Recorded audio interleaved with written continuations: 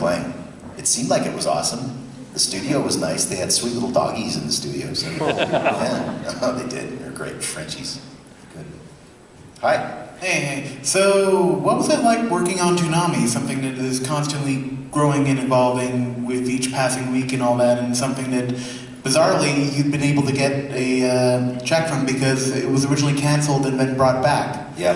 What was it like working on something like that, where it's a constant, steady flow of work, I guess? Yeah, it's good, man. Good, steady work is good.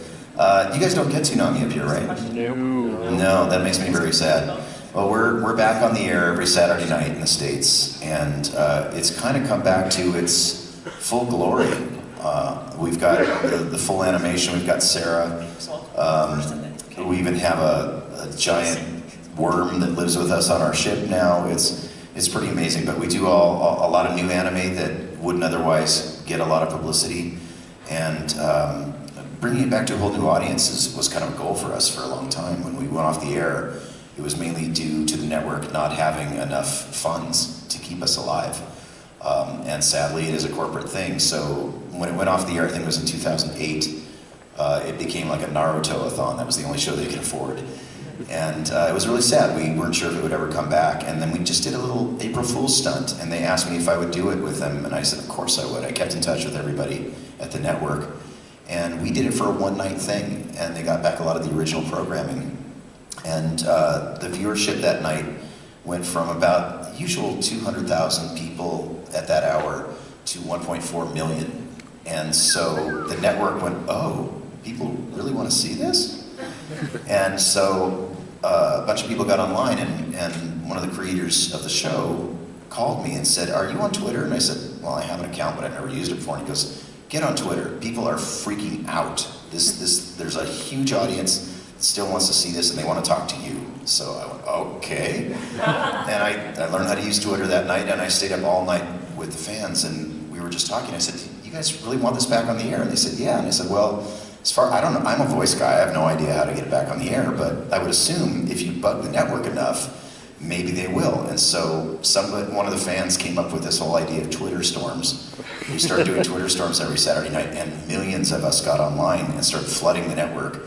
We also flooded them with phone calls and emails to their website and shut down their website. And I think honestly we just pissed them off enough. So they came back to us and they said, all right, fine, you can have your stupid little show back on the air for a few hours, but there's no money. And so all of us said, okay, cool. And so we all came back in not knowing if we'd ever get paid. Most of the people at Adult Swim now will still do this after hours just because they love Toonami, they love anime, and they want to bring it to a whole new audience.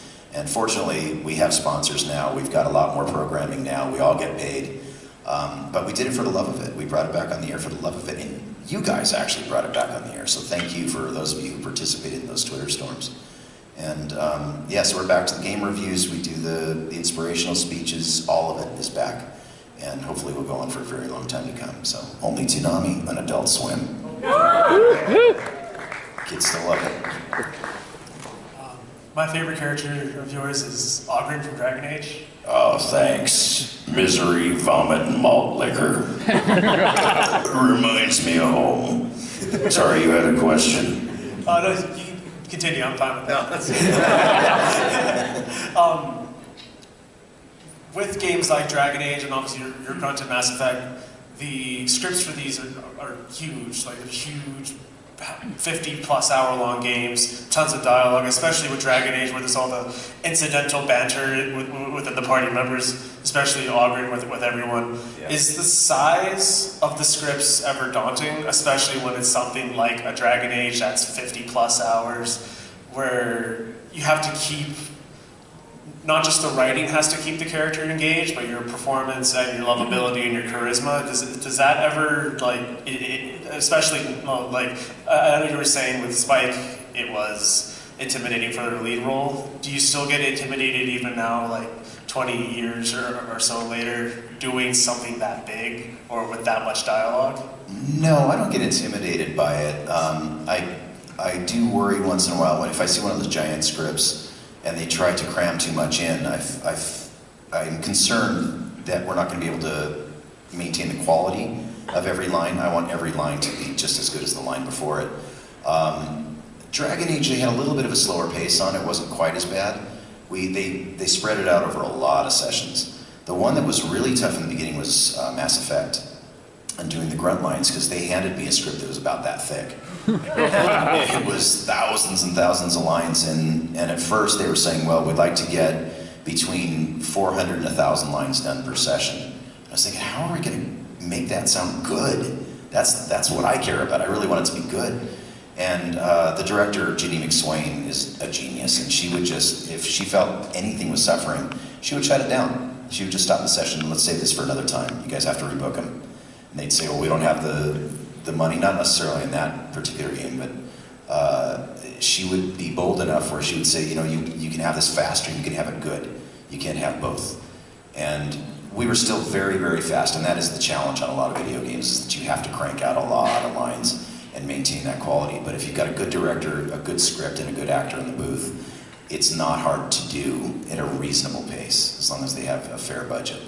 But that was one game that I was a little bit concerned about, just because it was massive. Star Wars games are like that too.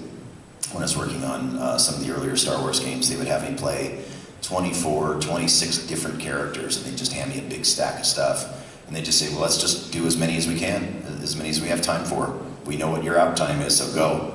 And then the challenge was, you know, something unlike Dragon Age or Mass Effect, where I'm playing one character.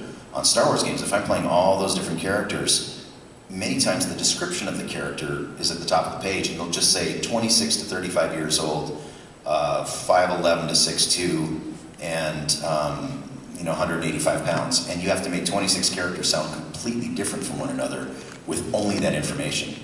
And so that's when we start throwing in dialects and vocal affectations and maybe change up the weight thing or age, and have to play with it a little bit. But that's when it gets a little bit difficult, especially when the characters are talking to each other too. You don't want the audience to catch that if you can help it. They don't want to know that Steve Blum's talking to Steve Blum. Yeah. I know I'll never be the same.